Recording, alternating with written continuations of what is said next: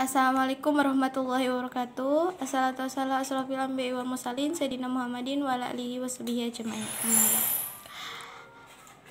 Segala puji kita aturkan kepada Allah yang Maha Pengasih lagi Maha Penyayang, telah memberi kita kesehatan dan keselamatan di dunia dan akhirat. Amin. Selawat serta salam kita aturkan kepada Nabi Muhammad SAW. Semoga dia berada di surga terbaik Allah dan berada di sisi Allah, dan semoga kita mendapatkan syafaat darinya. Amin. Perkenalkan, nama saya Nur Hayati. Saya berasal dari kelas AKS 3B. NIM saya 1201650. Di sini saya akan menjelaskan tentang materi pengembangan strategi dan perencanaan pemasaran dalam Islam. Pertama-tama kita harus tahu apa yang dimaksud dengan perencanaan. Coba sebutkan surah dalam Al-Quran yang menjelaskan tentang perencanaan serta bacakan surah dan kandungannya.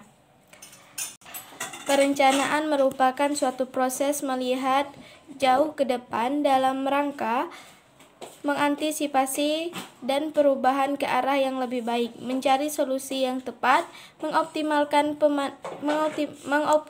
manfaat pembangunan secara pasti, serta mencapai tujuan yang diharapkan. Berkaitan dengan perencanaan, ini dijelaskan dalam Quran surah Al-Hashr, surah ke-59 ayat ke-18, yang berbunyi, A'udzubillahi minasyaitonirrajim. Bismillahirrahmanirrahim. Ya ayyuhallazina amanu taqullaha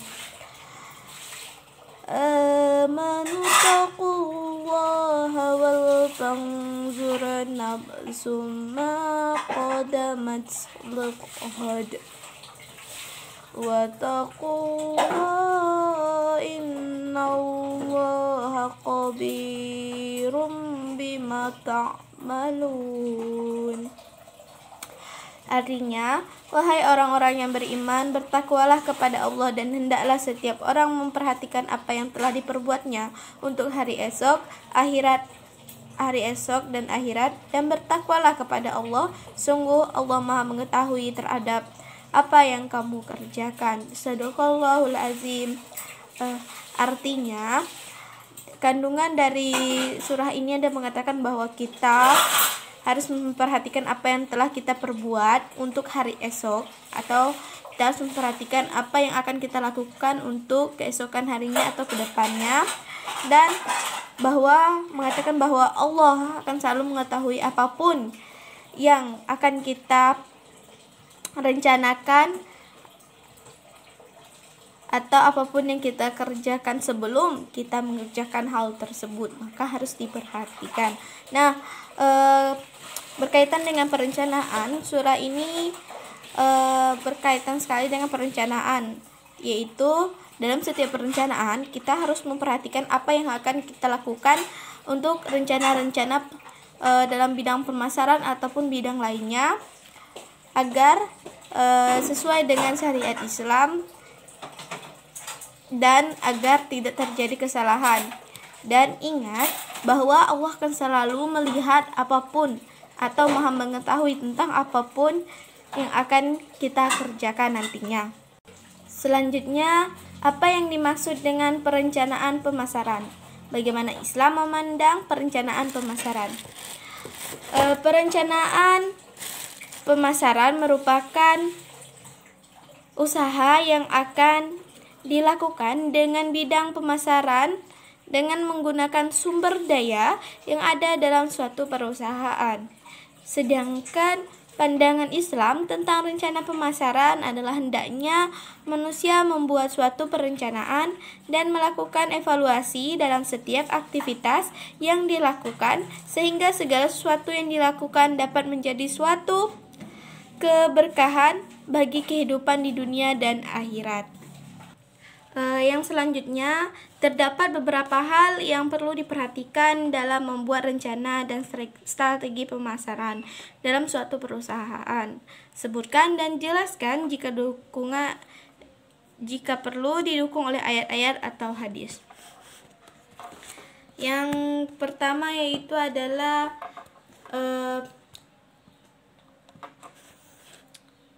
perencanaan strategi pemasaran. Pertama adalah perubahan kebiasaan konsumen dan dominasi dunia online. Dahulu pengguna televisi dan koran sebagai media pemasaran kerap kali digunakan karena kebiasaan masyarakat yang masih banyak menonton televisi dan membaca koran. Akan tetapi, seiring dengan perkembangan teknologi dan perubahan zaman yang semakin dinamis, membuat pengguna internet dengan dukungan gadget semakin mumpuni. Kini banyak orang menggunakan internet sebagai tempat untuk mendapatkan informasi. Perubahan ini menjadi salah satu hal yang patut dipertimbangkan dalam merencanakan strategi pemasaran. Menuju dunia maya atau dunia online, dalam situs eMarket dinyatakan bahwa pada tahun 2012 di Amerika Serikat, iklan yang dipasang di dunia maya mampu mendatangkan keuntungan jauh lebih besar dibandingkan dengan iklan yang dipasangkan di media cetak dan elektronik lainnya. Yang selanjutnya yaitu adalah duta merek atau brand ambassador dari kalangan artis mulai tergantikan. Dahulu, menjadi seorang artis cantik atau tampan sebagai brand ambassador sebuah produk mampu menarik minat masyarakat untuk membeli sebuah produk. Meskipun masih dilakukan, namun kini mulai ada pergeseran figur brand ambassador. Kini perusahaan atau pemilik produk lebih sering menggunakan para selebblog, seleb-tweet, dan selebgram untuk melakukan promosi produk mereka. Istilah selebblog, seleb-tweet, dan selebgram digunakan untuk orang-orang populer dalam media sosial seperti Twitter dan Instagram. Yang selanjutnya adalah community talks yang semakin efektif. Televisi sebagai media hiburan memang tidak sepenuhnya ditinggalkan. Namun, kini popularitasnya masih kalah dibandingkan dengan media online. Media sosial seperti Facebook dan Twitter menjadi tempat untuk menjalin komunikasi. Jika banyak orang membicarakan tentang suatu produk, hal tersebut akan menjadi daya tarik bagi orang lain sehingga mereka mencari tahu dan ikut berkomentar. Banyak contoh produk yang terkenal akibat perbincangan media sosial, padahal iklan yang dipasang oleh produsen di media elektronik tidak begitu menarik. Yang selanjutnya adalah terjadi komunikasi dua arah dan dunia pemasaran. Dalam dunia pemasaran atau marketing, perlu adanya keseimbangan antara berbicara dan mendengarkan. Seorang pemasar atau marketer tidak lagi harus bicara lebih banyak dibandingkan dengan konsumen. Kini seorang pemasar harus dapat mengimbangkan antara berbicara dan mendengarkan, sehingga konsumen dengan mendengarkan keinginan konsumen dan dengan mendengarkan konsumen, pemasar dapat mengetahui feedbacks dari konsumen sebagai bahan perbaikan dan pertimbangan produk di masa depan. Selanjutnya, ada beberapa faktor lain yang perlu diperhatikan dalam perencanaan strategi pemasaran. Pelaksanaan strategi pemasaran dalam Islam sangat bergantung pada prinsip syarikat atau kerjasama yang telah diakui secara umum. Artinya, perencanaan dilaksanakan melalui partisipasi sektor pemerintahan dan swasta atas dasar kemitraan. Hal tersebut dilakukan agar perencanaan dapat terlaksanakan melalui prinsip abadi. Mudharabah, yaitu tenaga kerja dan pemilik modal dapat disatukan sebagai mitra. Dengan demikian, mempraktikkan prinsip mudharabah dan mengombinasikan berbagai unit produksi proyek industri, perdagangan, dan pertanian. Kerangka perencana dapat diterapkan atas dasar prinsip tersebut. Itulah contoh atau beberapa faktor lain yang perlu diperhatikan dalam perencanaan strategi. Selanjutnya itu bagaimana strategi pemasaran dalam Islam. Dan silakan cari surah-surah dalam Al-Quran yang bahas tentang strategi pemasaran dan bacakan surah-surah tersebut. Perencanaan dalam Islam adalah sebuah disiplin bisnis strategis yang mengarahkan proses penciptaan, penawaran, dan perubahan followers dari suatu inisiator kepada stakeholders yang dalam keseluruhan prosesnya sesuai dengan akad serta prinsip-prinsip Al-Quran dan hadis. Hal ini terkandung dalam Quran surah An-Nisa ayat 29 yang berbunyi A'udzubillahi minasyaitonirrajim. Bismillahirrahmanirrahim.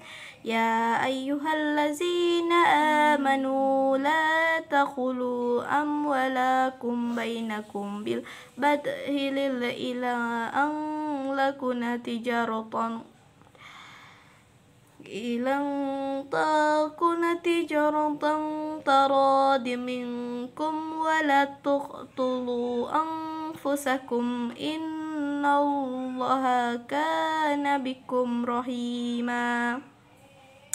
Artinya, wahai orang-orang yang beriman, janganlah kamu saling memakan harta sesamamu dengan jalan yang batil, tidak benar kecuali dalam perdagangan yang berlaku atas dasar suka sama suka di antara kamu, dan janganlah kamu membunuh dirimu, sungguh Allah Maha Penyayang kepadamu.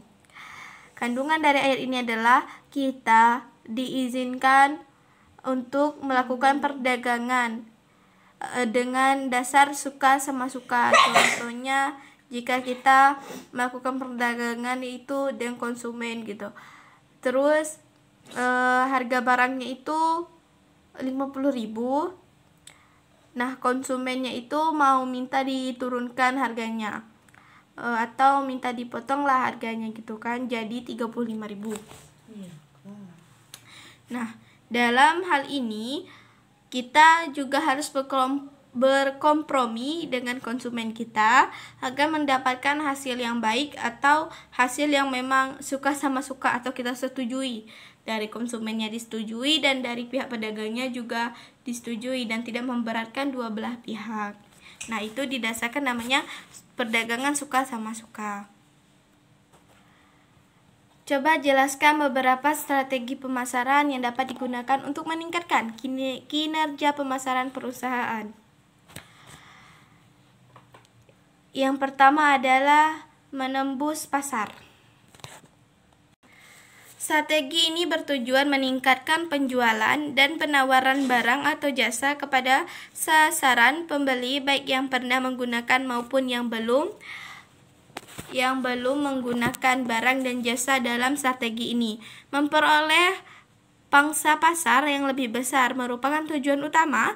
Strategi ini dapat dilakukan dengan beberapa cara. Yang pertama itu adalah meningkatkan unit penjualan dengan cara menurunkan harga, membuat barang atau jasa yang lebih baik. Yang kedua, menambah lokasi dan staf penjualan agar dapat menjangkau jumlah pembeli yang lebih banyak. Yang ketiga, menambah barang atau jasa dengan melakukan program cuci gudang untuk barang yang hampir kadaluarsa. Yang keempat, melakukan promosi penjualan seperti memberikan hadiah, diskon, dan voucher belanja. Yang kelima, meningkatkan pengenalan merek dengan melakukan publisitas dan penelitian. Yang enam, meningkatkan promosi melalui media dan cara yang sesuai dengan sasaran pembeli yang hendak dicapai. Yang selanjutnya adalah B, mengembangkan pasar. Strategi ini dapat dilakukan apabila sasaran pembeli yang lama sudah jenuh atau sudah habis sehingga perlu mencari sasaran pembeli baru dengan tetap menawarkan barang dan jasa yang lama.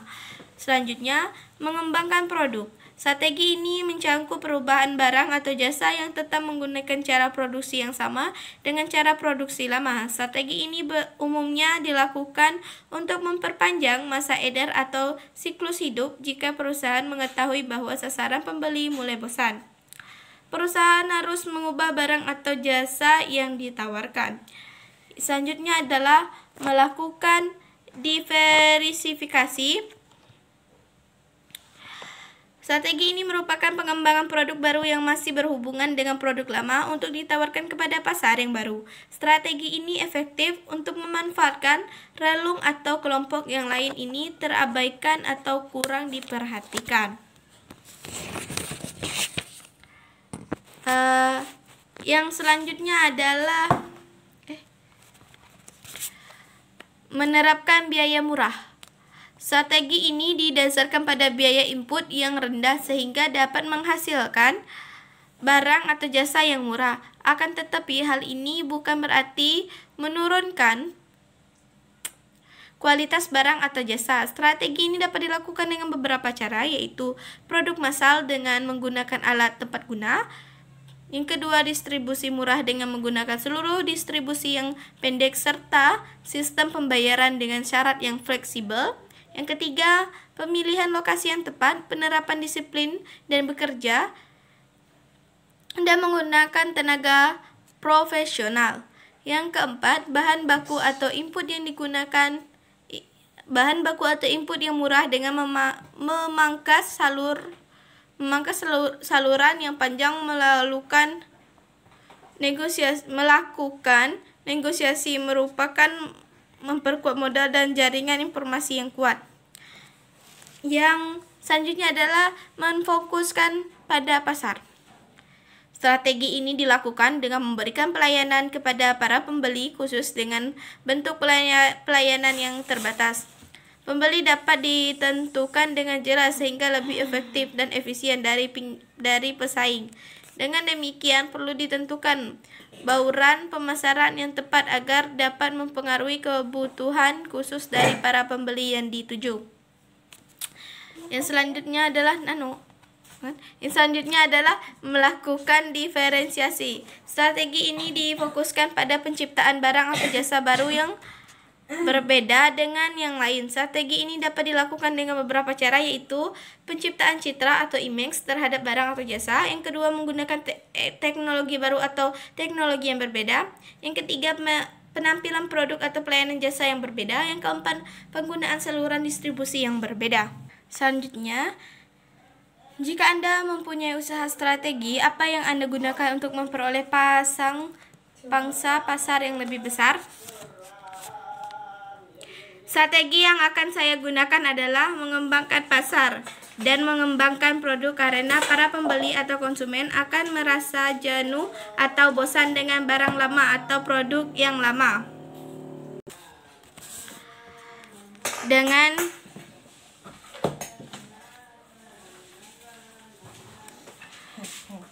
Dengan dilakukan pengembangan pasar dan pengembangan produk akan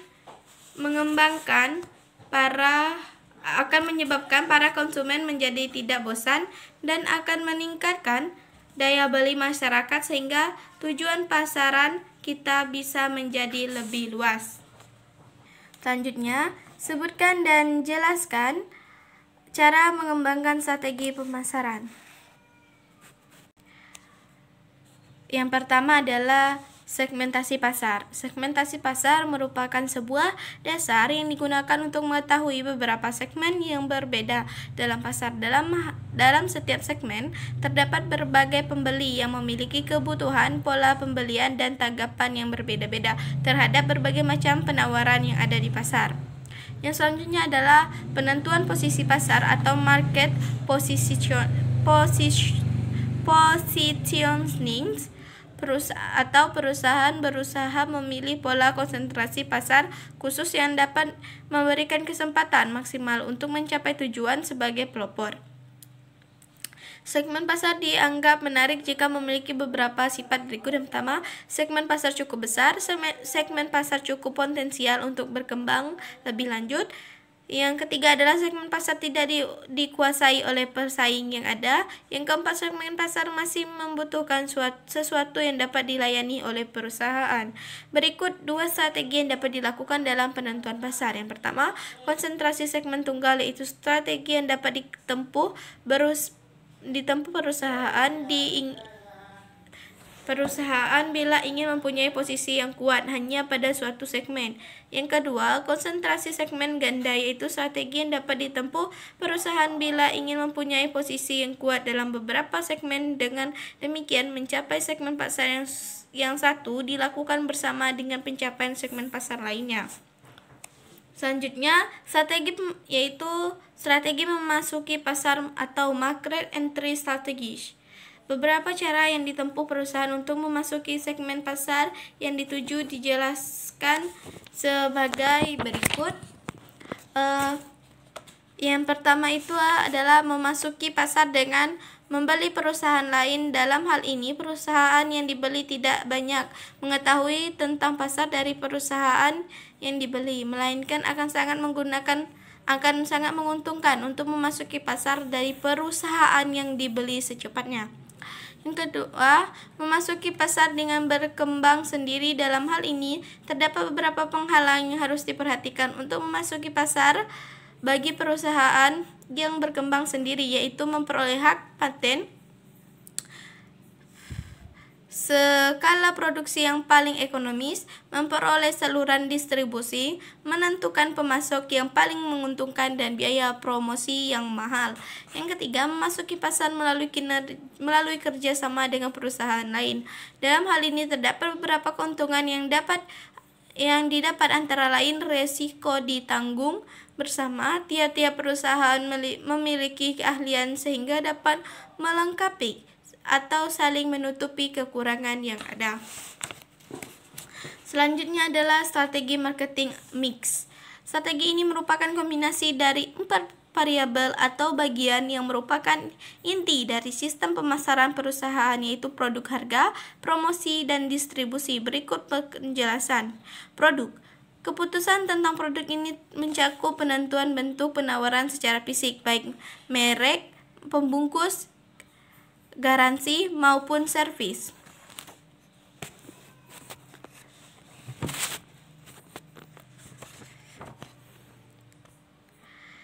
Harga.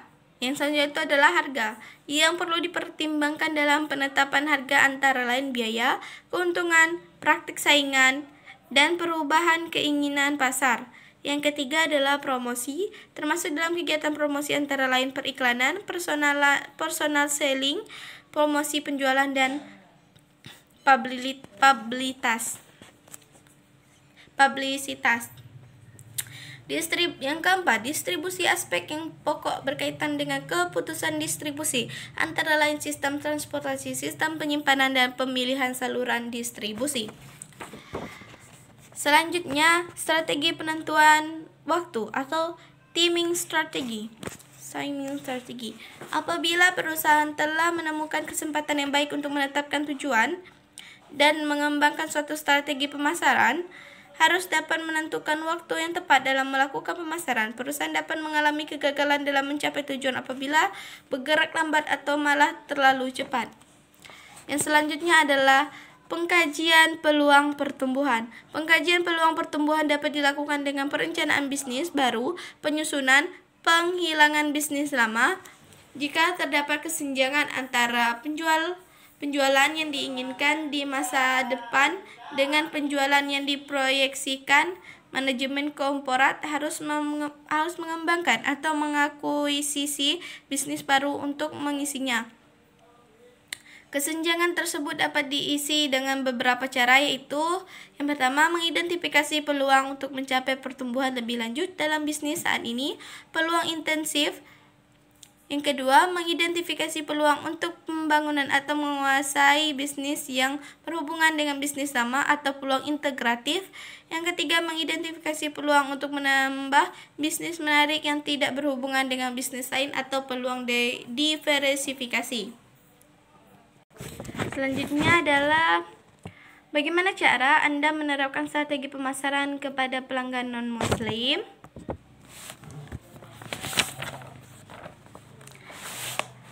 dengan cara melakukan strategi pemasaran yang berdasarkan perkembangan zaman namun tidak melanggar prinsip keislaman.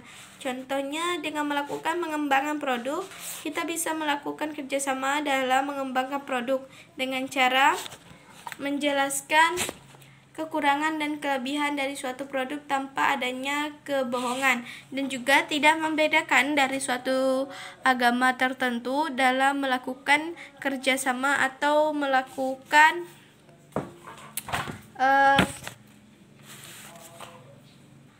strategi pemasaran kepada orang yang bukan beragama Islam atau non-Muslim. Kita bisa menjelaskan bahwa strategi pemasaran yang kita lakukan itu berdasarkan prinsip Islam, namun tidak memberatkan dari suatu pihak. Seperti jika kita bekerja sama dengan suatu pihak yang beragama non-Muslim, kita tidak boleh memberatkan pihak tersebut agar bisa harus mengikuti semua peraturan yang ada dalam ajaran non-Islam, di ajaran Islam. Nah, kita harus memberikan pemahaman tentang strategi pemasaran Islam terlebih dahulu. Terus kita pilih strategi pemasaran yang berdasarkan Islam yang mana yang kita pilih, yang memang sudah cocok dengan prinsip dari orang yang beragama non-Muslim dan juga tidak menyeleweng dari ajaran Islam. Selanjutnya adalah bacalah surah Al-Maidah surah kelima ayat ketiga dan jelaskan isi kandungannya, yang berbunyi A'udzubillahi minasyaitonirrajim. Bismillahirrahmanirrahim. Hurimat alaikumul maitatu wa damu wa lahumul khinziru wa ma'uila liqairillahi bihi wal muqaniqatu wal muquzatu wal mutaradiyatu wan natiyatu wa ma akala sabul ila ma zaqaitum wa ma zubiha ala nusubi wa tastaqsimu bil azlam zalikum fisk al-yawma ya'isa allazina kafaru min di'innakum fala tashawhum wakhshawun ala yawma akhmalatu lakum dinakum wa atmantu alaikum ni'mati wa raditu lakumul islam dina famin datura fi mansatin khairu mutajanifi illi ismin fa innallaha ghafurur rahim, yang artinya diharamkan bagimu memakan bangkai darah, daging babi dan daging hewan yang disembelih bukan atas nama Allah, yang tercekik, yang dipukul, yang jatuh, yang ditanduk dan diterkam binatang buas kecuali yang sempat kamu sembelih, dan diharamkan pula yang disembelih untuk berhala, dan diharamkan pula mengundi nasib dengan azlam atau anak panah, karena itu suatu perbuatan fasik. Pada hari ini orang-orang kafir telah putus asa untuk mengalahkan agamamu, sebab itu janganlah kamu takut kepada mereka, tetapi takutlah kepadaku. Pada hari ini telah aku sempurnakan agamamu untukmu, dan telah aku cukupkan nikmatku bagimu, dan telah aku ridhoi Islam sebagai agamamu. Tetapi barang siapa terpaksa karena lapar, bukan karena ingin berbuat dosa, maka sungguh Allah Maha Pengampun, Maha Penyayang. Kandungan ayat ini adalah kita diharamkan untuk memakan bangkai, darah, daging babi, dan daging hewan yang disembelih bukan atas nama Allah. Maksudnya di sini bukan disembelih bukan atas nama Allah, yaitu adalah hewan-hewan yang tidak berdasarkan ke syariat Allah atau cara-cara ketentuan dalam menyembelih hewan. Misalkan seperti ini, jika kita menyembelih sapi tanpa tata cara yang benar dalam melakukan penyembelihan bukan atas nama Allah, maka hal itu diharamkan. Namun jika atas nama Allah, maka hal itu dihalalkan. Namun Tidak untuk semuanya ya, bukan berarti kalau daging babi itu disembelih dengan ketentuan Allah atau berdasarkan cara Allah atau dengan menyebut nama Allah atau dilakukan dengan atas nama Allah, bukan berarti itu halal, tapi tetap haram. Namun binatang-binatang yang dihalalkan, tapi kalau seperti contohnya seperti sapi kan itu dihalalkan, terus ayam dihalalkan, bebek dihalalkan, terus kambing juga dihalalkan dan lain sebagainya, yang memang sudah dijelaskan bahwa hal-hal tersebut dihalalkan. Cuma beberapa hal yang tidak dihalalkan itu seperti daging babi dan ular ataupun apapun itu yang tidak dilakukan atau sudah dijelaskan dalam Al-Quran dinyatakan tidak boleh dimakan, maka hal itu tidak boleh dimakan atau halal tidak boleh dimakan atau haram. Nah, selanjutnya itu adalah walaupun sapi itu disembelih dengan atas nama Allah namun dipersembahkan kepada berhala, maka sama saja hal itu tidak boleh dimakan, karena itu tandanya bukan mereka sudah menduakan Allah, karena mereka memberikannya kepada berhala, padahal mereka menyembelih itu ternyata hanya untuk kepada Tuhan mereka, bukan kepada Allah Subhanahu wa taala, dan bukan karena atas nama Allah atau keridhaan Allah gitu. Nah, di sini juga Allah menjelaskan bahwa kita harus patuh kepada perintah Allah atau selalu menyembah Allah Subhanahu wa taala yang Maha Pengasih lagi Maha Penyayang, yang mana Dia akan selalu mengampuni segala dosa-dosa kita apapun yang kita buat. Tetapi barang siapa terpaksa karena lapar bukan karena ingin berbuat dosa, maka sungguh Allah Maha Pengampun lagi. Jika kita di suatu tempat gitu nggak ada makanan lain, lalu terpaksalah kita makan makanan yang tidak diizinkan oleh Allah dalam Al-Quran, maka Allah memberikan pengampunan karena Allah adalah Maha Pengasih lagi Penyayang. Kita harus bertobat, bukan berarti kita harus mengulangi hal tersebut ya. Jangan sampai kita sengaja untuk melakukan hal-hal yang dilarang oleh Allah. Selanjutnya adalah coba baca surah Al-An'am ayat 143, jelaskan kandungan surah tersebut. Maksudnya surah An'am ayat 143 yang berbunyi Bismillahirrahmanirrahim. Samaniyata azwaj minad dhani isnaini wa inal maziz nain qul azaqraini haram amil unsayni amma shatamalat alaihi arhamul unsayain bi'uni bi ilmin kuntum sadikin. Artinya ada 8 hewan ternak yang berpasangan, 4 pasang, sepasang domba dan sepasang kambing. Katakanlah, apakah yang diharamkan Allah 2 yang jantan atau 2 yang betina atau yang ada dalam kandungan kedua betinanya? Terangkanlah kepadaku berdasarkan pengetahuan jika kamu yang benar. Nah, kandungan ayat ini mengatakan bahwa ada 8 hewan ternak yang berpasangan tuh 2 kambing, 2 betina, 2 kambing betina, maksudnya 2 kambing betina, 2 kambing lelaki, sampai 8 pasang gitu kan. Nah, apakah yang diharamkan 2 itu? Apakah ini diharamkan atau tidak gitu? Yang betina, apakah 2 betina itu diharamkan atau 2 lelaki itu diharamkan? Apakah di dalam perutnya itu diharamkan? Nah, di sini dijelaskan bahwa kambing itu tidak diharamkan oleh Allah Subhanahu wa taala, seperti itu. Kapan suatu produk tersebut bermanfaat?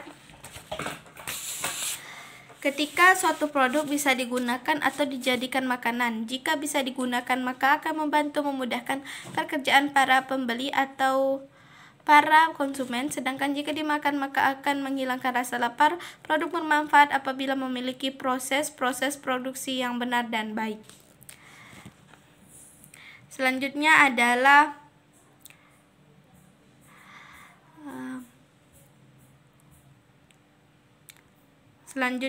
adalah apa yang dimaksud dengan karakteristik produk. Sebutkan komponen-komponen dari karakteristik produk tersebut. Yang pertama adalah tingkat dasar.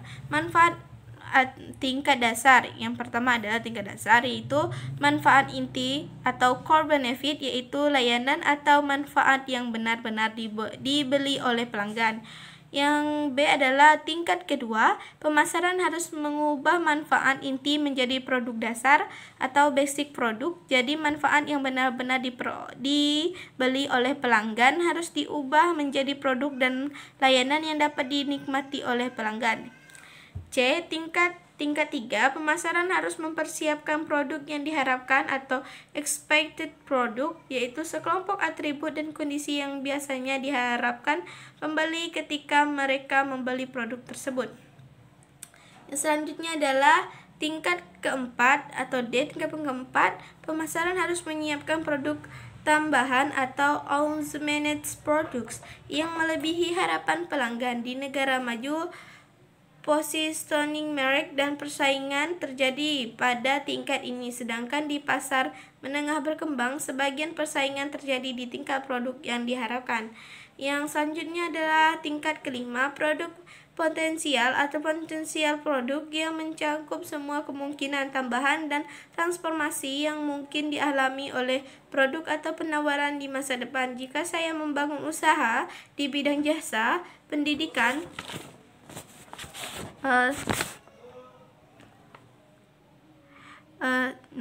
terus jelaskan juga bagaimana Anda membuka usaha jasa pendidikan dengan menggunakan 5 tingkat produk tersebut.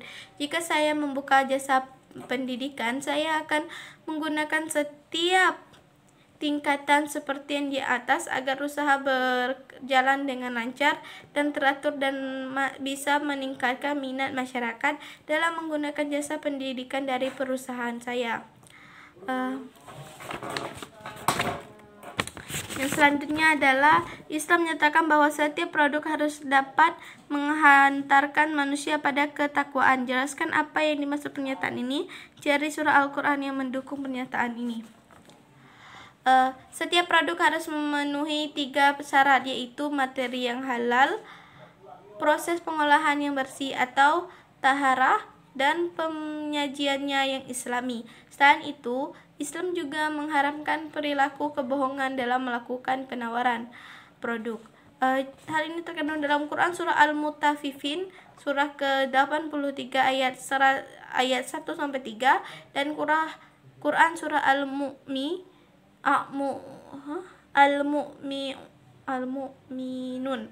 Al-Mu'minun surah ke-23 ayat 51.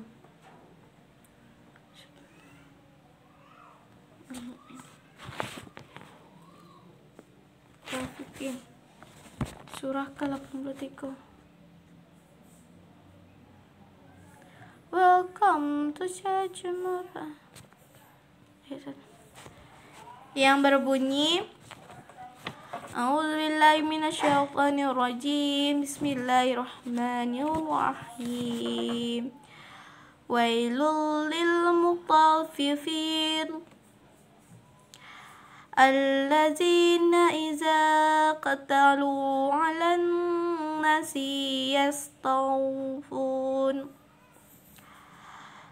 wa iza qaluhum aw wazanhum yusirun. Artinya, celakalah bagi orang yang curang dalam neraka dan menimbang, yaitu orang-orang yang apabila menerima takaran dari orang lain mereka meminta dicukupkan, dan apabila mereka menakar atau menimbang untuk orang lain mereka mengurangi.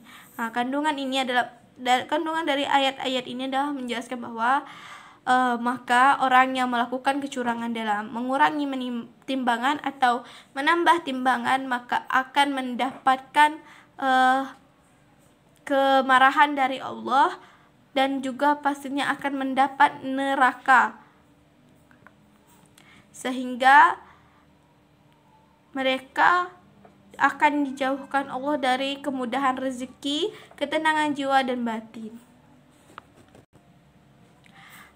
Selanjutnya adalah surah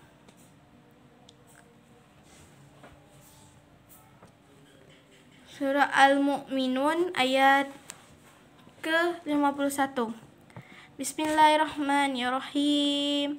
Ya ayyuhar rusulu qulu minat tayyibati wa malu salihah inni bima ta'maluna alimu. Ya, yang artinya Allah berfirman, wahai para rasul, makanlah dari makanan yang baik-baik dan kerjakanlah kebajikan, sungguh aku maha mengetahui apa yang kamu kerjakan. Di sini dalam surah ini dijelaskan bahwa kita dianjurkan untuk makan makanan yang baik dan melakukan hal-hal yang baik karena Allah maha mengetahui apapun yang kita lakukan. Selanjutnya adalah Quran surah An-Nahl ayat 116. Bismillahirrahmanirrahim. Wala taqulu lima tasiful sinatukumul kaziba haza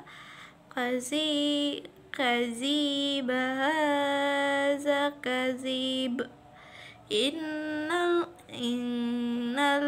ladzina yaftaruna 'alallahil kaziba la yuflihun. Yang artinya, dan janganlah kamu mengatakan terhadap apa yang disebut-sebut oleh lidahmu secara dusta, ini halal dan ini haram, untuk mengada-adakan kebohongan terhadap Allah. Sungguhnya orang yang mengada-adakan kebohongan terhadap Allah tidak akan beruntung. Sadaqallahul azim. Nah, kandungan ayat ini menjelaskan bahwa kita tidak boleh membenar-benarkan kebohongan kita dengan nama Allah atau dengan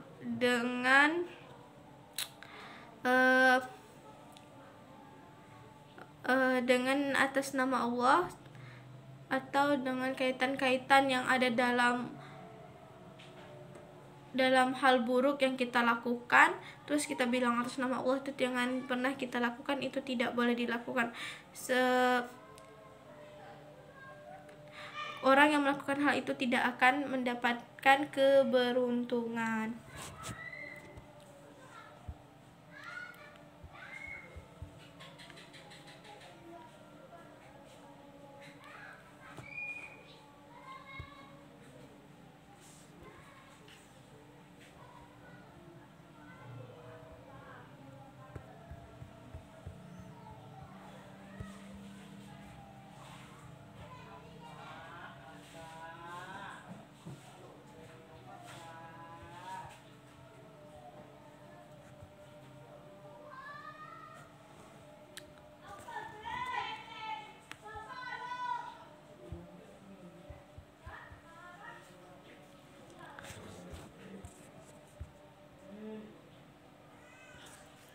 Selanjutnya adalah Coulter menyatakan bahwa produk dapat diklasifikasikan menjadi beberapa kelompok. Sebutkan dan jelaskan serta berikan contohnya. Yaitu berdasarkan wujudnya. Produk dapat diklasifikasikan barang dan jasa. Yang pertama itu barang merupakan produk yang berwujud fisik sehingga dapat dilihat dan diraba atau disentuh, dirasa, disimpan, dipindahkan, dan diperlakukan fisiknya. Yang kedua, jasa merupakan aktivitas manfaat atau kepuasan yang ditawarkan untuk dijual atau digunakan oleh pihak lain, misalnya bengkel, reparasi, salon kecantikan, hotel, dan sebagainya. Coulter juga mendefinisikan jasa sebagai berikut. Jasa adalah setiap tindakan atau kegiatan yang dapat ditawarkan oleh suatu pihak kepada pihak lain yang pada dasarnya tidak berwujud dan tidak mengakibatkan kepemilikan apapun. Produknya dapat dikaitkan atau tidak dikaitkan dengan suatu produk fisik. Berdasarkan daya tahan, produk dapat diklasifikasikan menjadi produk tidak tahan lama dan produk tahan lama. Produk tidak tahan lama merupakan barang berwujud yang biasanya digunakan satu atau beberapa kali, misalnya sabun, garam, dan minuman ringan. Yang kedua yaitu produk tahan lama merupakan barang yang berwujud biasa yang biasanya bisa bertahan lama dengan bentuk pemakaian, misalnya lemari es, mesin bubut, dan pakaian. Selanjutnya, berdasarkan penggunaan produk dapat diklasifikasikan menjadi barang konsumen dan barang industri. Barang konsumen merupakan barang yang dibeli oleh konsumen secara pribadi dan disesuaikan dengan kebiasaan konsumen. Barang konsumen dibagi menjadi beberapa kategori sebagai berikut, yaitu barang kebutuhan sehari-hari, yaitu barang yang pada umumnya sering dan segera dibeli serta memerlukan usaha yang sangat kecil dalam membandingkan ataupun membelinya. Contoh barang jenis ini antara lain sabun dan surat kabar. Yang selanjutnya adalah barang belanja, yaitu barang yang dalam proses memilih dan membeli dibutuhkan pertimbangan dengan cara membandingkan besar kesesuaian mutu, harga, dan modelnya. Contoh barang jenis ini antara lain pakaian, kursi tamu, alat-alat rumah tangga. Yang selanjutnya adalah barang khusus, yaitu barang yang memiliki ciri unik dan atau merek khas sehingga kelompok pembeli bersedia berusaha lebih keras dalam proses pembelian. Contoh barang jenis ini antara lain barang-barang mewah dengan merek dan model yang khas seperti mobil, perlengkapan stereo, kamera, dan pakaian khusus. Yang selanjutnya adalah barang yang tidak dicari, yaitu barang yang diketahui maupun tidak diketahui oleh pembeli, namun pada umumnya mereka tidak berpikiran untuk membeli. Contoh barang jenis ini antara lain batu nisan dan tanah kuburan. 2. Barang industri merupakan barang yang dibeli dengan tujuan untuk diproses lebih lanjut dan berhubungan dengan bisnis tertentu. Barang industri dibagi menjadi beberapa kategori sebagai berikut, yaitu bahan dan baku cadang, yaitu bahan yang seluruhnya masuk ke dalam produk jadi. Barang modal, yaitu barang yang sebagian masuk ke hasil barang jadi akhir. Yang C, barang perbekalan dan pelayanan, yaitu barang yang tidak masuk ke barang jadi dan barang akhir.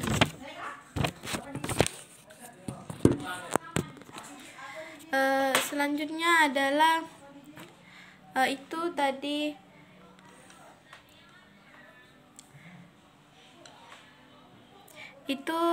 adalah pendapat Coulter menyatakan bahwa produk tidak dapat dikembalikan. Nah, selanjutnya adalah coba Anda kunjungi Alfamart atau supermarket tempat tinggal Anda dan Anda hitung berapa lemari.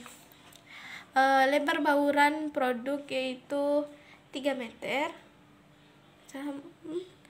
Jelaskan yang dimaksud dengan bauran produk. Lebar bauran kedalaman produk ke produk, bauran produk, keluasan,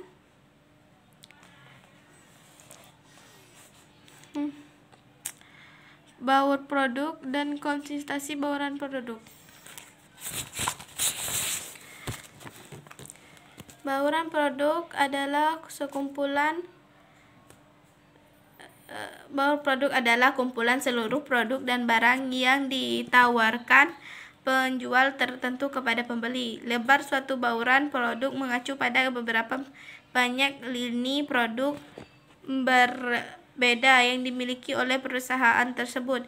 Kedalaman suatu bauran produk mengacu pada jumlah seluruh barang dalam bauran tersebut. Keluasan suatu bauran produk mengacu pada seberapa banyak jenis yang ditawarkan oleh tiap-tiap produk dalam lini ini tersebut. Konsentrasi bauran produk mengacu pada beberapa erat hubungan berbagai lini produk dalam menggunakan akhir ketentuan produk saluran di distribusi atau hal-hal lain. Yang selanjutnya adalah coba Anda kunjungi hasil kunjungan saya di salah satu tempat seperti supermarket yaitu atau sejenisnya. Itu lebar bauran produk ada 3 meter, dalamnya bauran produk ada 10 meter, luasnya bauran produk itu adalah 1,5 meter. Yang selanjutnya, apa yang dimaksud dengan diferensiasi produk? Kenapa perusahaan perlu melakukan diferensiasi produk? Bagaimana Islam memandang diferensiasi produk yang dilakukan oleh perusahaan apabila dilarang atau diperbolehkan? Sebutkan surah ini. Diferensiasi produk atau perbedaan produk merupakan suatu strategi perusahaan untuk mempromosikan produk yang diproduksi dengan produk perusahaan asing. Karena dengan adanya perbedaan tersebut Anda bisa memiliki produk yang lebih unik dan menarik sehingga strategi pemasaran bisa berjalan lebih lancar. Diferensiasi produk merupakan salah satu tindakan yang dilakukan oleh perusahaan dalam mengembangkan persaingan dalam pasar. Yang selanjutnya adalah apa yang Anda ketahui tentang pengemasan, pelabelan, penjaminan, dan garansi. Pengemasan merupakan kegiatan merancang atau mempromosikan wadah untuk produk. Pelabelan merupakan etiket sederhana yang ditempelkan pada suatu produk atau grafik yang dirancang dengan rumit, serta merupakan bagian dari kemasan tersebut. Jaminan dan garansi. Jaminan merupakan pernyataan formal dari kinerja produk yang diharapkan oleh pengusaha pabrik. Produk bergaransi dapat dikembalikan kepada pabrik atau pusat servis yang ditunjukkan untuk melakukan perbaikan, penggantian, atau pembelian uang. Selanjutnya adalah apa yang dimaksud dengan power marketing. Bagaimana sebagai pengusaha menjalankan power marketing? Power marketing adalah salah satu kerangka dalam manajemen pemasaran. Tentunya jika saya menjadi pengelola power marketing, saya akan melakukan kegiatan sesuai dengan kerangka yang sudah saya buat agar menghindari terjadinya masalah di dalam melakukan suatu pemasaran, dan saya juga akan menyiapkan planning B jika ada masalah dalam melakukan kerangka pertama yang saya buat. Nah, hanya ini saja yang dapat saya jelaskan. Kurang dan lebihnya saya mohon maaf. Wabillahi taufiq wal hidayah. Wassalamualaikum warahmatullahi wabarakatuh.